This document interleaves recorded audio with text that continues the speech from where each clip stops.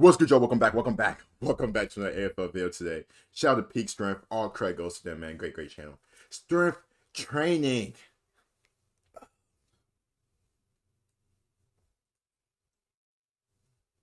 For Aussie Rules football. So we are going to check out what these guys really go through to like get their strength, get their body right for the AFL season, just throughout the season as well.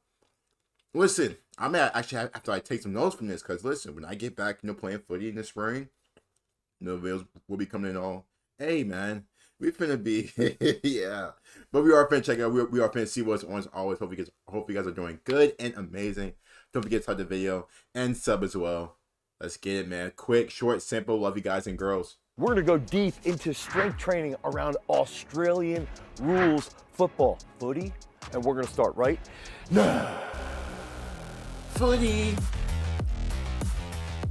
God, it's pretty strong. Australian rules football, one of the craziest freaking sports on the planet. And if I remember correctly, when you watch this, if you actually research it and study it and watch the game, it's one of the biggest sports with attendance. Shout out to MCG. Third or fourth most attended sports in MCG. The entire world, at least for their specific leagues, for that domestic league. So the AFL, the Australian Rules Football League, has an unbelievable fan base, just die-hard fans that love the sport.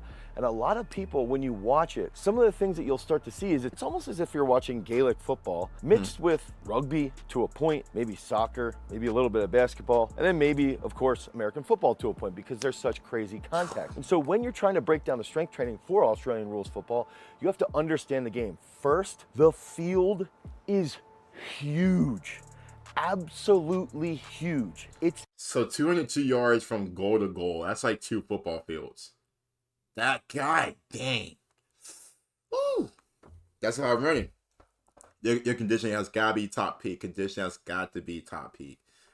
And shout out to AFL athletes, man. I don't think I really gave much thought into that, but shout out to them. Basically running 2 whole football fields in such a big ass like field as well. The footy field, shout out to him, man. Big. So the first issue is, all right, how big is the space? How many players to a side? Then we can look at, there's 18 players to a side. So it's a huge field with a very large team. And then there's some other interesting rules, right? Basically, if you have control of the ball, and the ball is this really odd oblong ball, especially if you're not used to this, if you're not used to rugby in the United States. But when we actually watch the sport, you can see, okay, they have to dribble every 16 yards, similar to Gaelic football, at least the dribbling aspect. And then on top of that, you can look at it and say, all right, they've got 4 20-minute quarters. They have to dribble, they can pass with their wrist, they can pass by actually kicking the ball, they can score marks by kicking the ball to another individual who can then catch it. And then from that point, they can continue the play after they catch the ball and pass it to another individual, or they can hit an unobstructed point. Okay, so that's where they're gonna score 6 points if they hit it through those direct uprights and they get the signal. If it bounces off of the post or if it scores on the outside post, they get 1 point. And then if we look at even, there's no offsides. Okay, so there's no offsides. That's going to change things a little bit. There still are positions. There's offensive players, there's the midfielders, there's the defensemen. And then we have to look at what are the sizes of these players. Okay, typically we might see someone who's really good that's 5'8", 5'9". And then we might see other footies that are 6'3", 6'4". And then even some anomalies all the way up to 7 feet tall. Okay, so what I like to do is initially. Which footy player was 7 feet? Let me know. Y'all let me know in the comments down below which footy player was 7 feet. I need to know. If there was. That's pretty tall. But I don't think being 7 feet in AFL would work. I mean, probably for like the one-on-one marking and stuff like that, we have to go get it. Yeah, but like, are you blazing? Like, do you have the Giselle legs? Are you just running? Like, 7 feet in footy is really tall. It could work though. Who knows? Who knows? Who knows? I'll look through the lens in my American brain here because I'm a strength coach in the United States, and I'll look at it like, what is this similar to? And based off of the 4 20-minute quarters, the massive field, the massive amount of contact that you'll see, the large ability that these individuals need for jumping, and they'll actually use their opponents to jump off of to a point.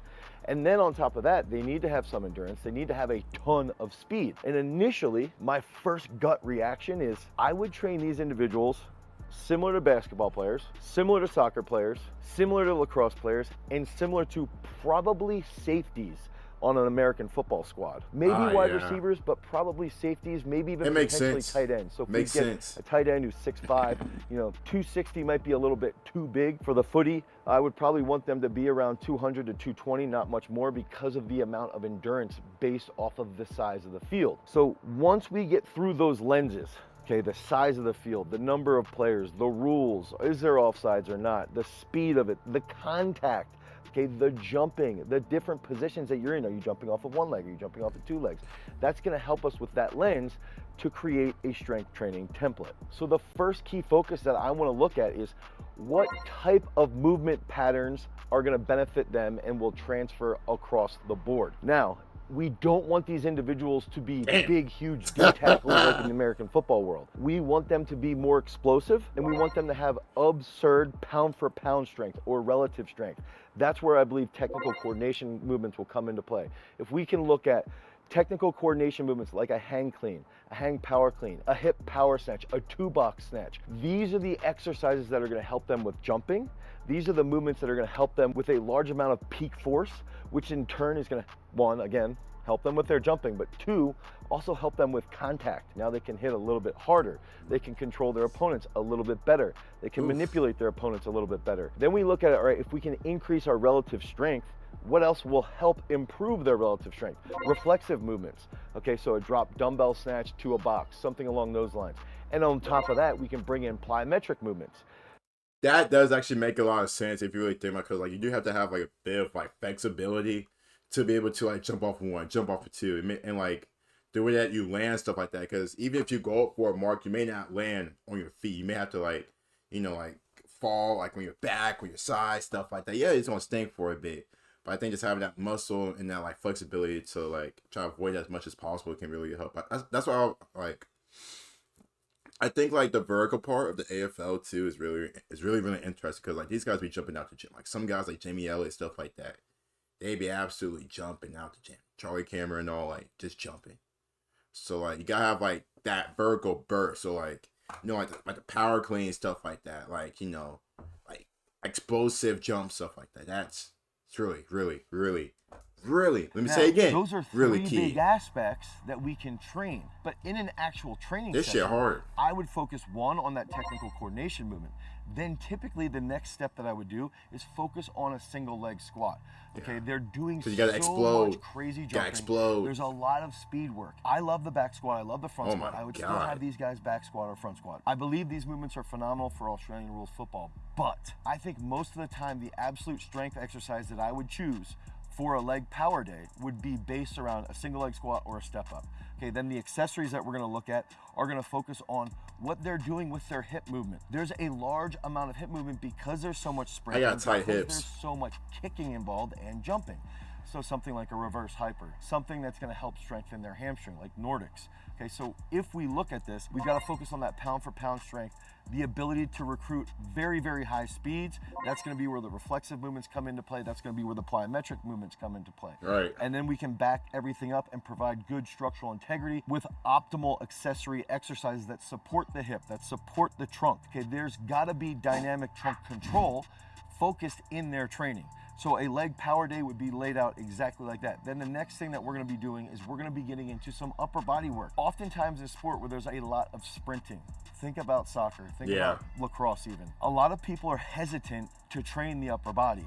But in a sport like Aussie rules, you've got to have some upper body strength to support yourself when you're getting hit, when you're landing weird. If you're jumping at very high degrees, very high positions, because you're jumping off of an individual, you've got to be able to brace and handle that position. There's also a lot of hand-to-hand fighting. So we've got to be able to have stable shoulders. We've got to be able to have and train proper trunk control while we're doing pressing movements. So I would try to focus on some type of behind the neck jerk, or if you don't have access to jerk boxes, focus on something like a push press or a PA press.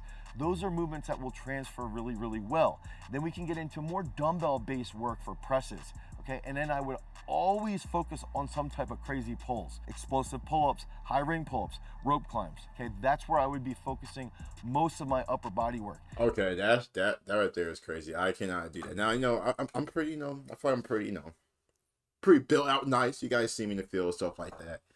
But this, I don't know. I don't know. Like I think my hands. I think the hardest part is just really my hands gonna start hurting and stuff like that. Like it's just my upper body strength isn't as strong as it should be. Like I mean, it's solid, but it's certain things like I still can't do. So, but ooh, that's some Finally, that's going to take us into an athlete day or an impulse day. When we're in athlete day and impulse day, I want to hammer those plyometrics. Plyometrics in sprint-based training is going to transfer phenomenally. So if we can use the first 2 days of the week in the weight room as developing the actual structure of the individual, get them stronger. I could get probably them stronger as in like just put weight on the freaking bar, right? We want to build that structure. We want them to get more explosive. We want to get them to power clean, 130 kilos, 140 kilos. We also want to get to the point where we can hit single leg squats for 150 kilos for good, comfortable reps. God. These are very reasonable reps that we can get to. But when we're doing something where they get really strong like this, we also need to be able to backdoor them with those explosive movements. That's where the twitchy work comes into play. Athlete day, impulse day. So that's when we want to start to work in those ranges of 50 to 70% intensity. Okay, the whole goal on these days is to move weight fast and move your body weight fast. So plyometric exercises like a whiz jump, or even a hide and jump. We're cutting from crazy angles. And then we can get into, double leg bounds or even hurdle hops or stair jumps, but use those plyometric movements to continuously improve relative strength and the twitchiness of the footy athlete. I feel like bust my ass is falling backwards. Unbelievably challenging. There's a ton of skill that goes into it. But if we can focus on improving relative strength, and then if we can focus on increasing unilateral absolute strength, and then upper body training should be focused on shoulder stability, explosive pull-ups, rope climbs, sled pulls. Those are going to be great exercises to really build that trunk foundation. Then we use good plyometric movements to help them be more explosive, to jump higher, and to improve their speed. And then finally, doing sled work, doing hill sprints, doing general sprints out on the field, cutting drills that's going to transfer onto the field. So as a strength coach, I would try to analyze what are consistent cuts that these athletes are going to make. It makes sense. What are consistent cuts into jumps that these athletes are going to make, and then setting up schemes in training that are going to be very applicable over to the pitch. So this sport is unbelievably complex, but the main factor here is to not get them overly hypertrophic. Think through the lens if you're an American strength coach. Training them similar to basketball players, soccer players, and then finally coming in with that safety.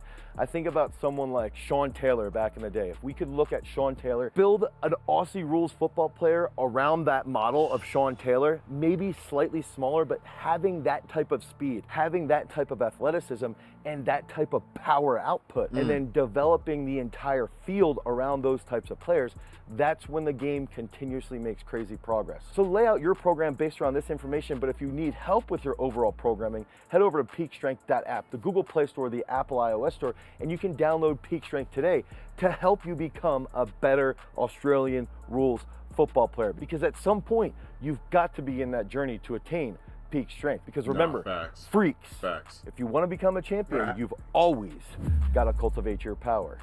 Peace. He ain't lying though. That was absolutely terrific. That was very, very good. I think it really just focused more into like what these athletes have to do. Like I said, like the squats, the the explosive like jump stuff like that. The lower body, upper body, but you can't be like too swole like a freaking, like those all like I forget the name off my bat. Like them, them like the Arnold, like Schwan. Forget it. I can't even say it, but but it's like you guys gotta be like built in a certain type of way, but not in specific because like we seen some skinny like some swole guys, but like you just gotta have like muscle and force in certain parts of your body to excel in the field. That's why when you look at these athletes, especially AFL athletes, you see how like they're all kind of like built the same. Like they're not too lean, but they're not too swole. It's like just a common middle ground that fits these athletes, and that's why they, their conditioning is so well, their strength is so well too. Like they can go out there and excel on your footy pitch every day. But now I know in my footy journey, we'll make it. We'll be there. Hope you guys did enjoy the video. Don't forget to like and sub as well. I'll talk to you guys soon. Peace.